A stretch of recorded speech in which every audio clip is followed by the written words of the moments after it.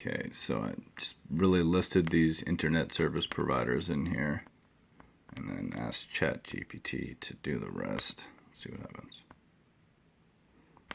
So I asked it to give me the name, corporate address, phone number, email, Google reviews, LinkedIn link to the CEO, CTO, COO, and the purchasing manager.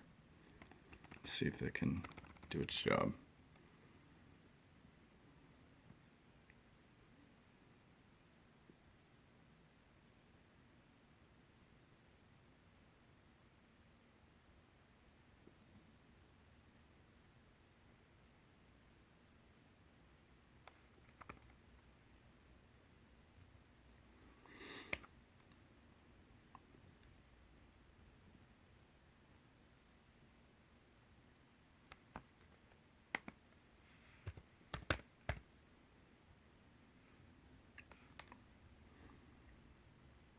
Okay, and so it ran out of data bandwidth or whatever, so it'll start doing the next one next.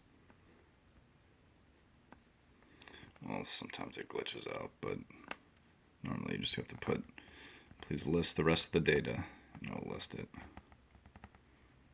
Okay, so I'm gonna copy most of it and paste it.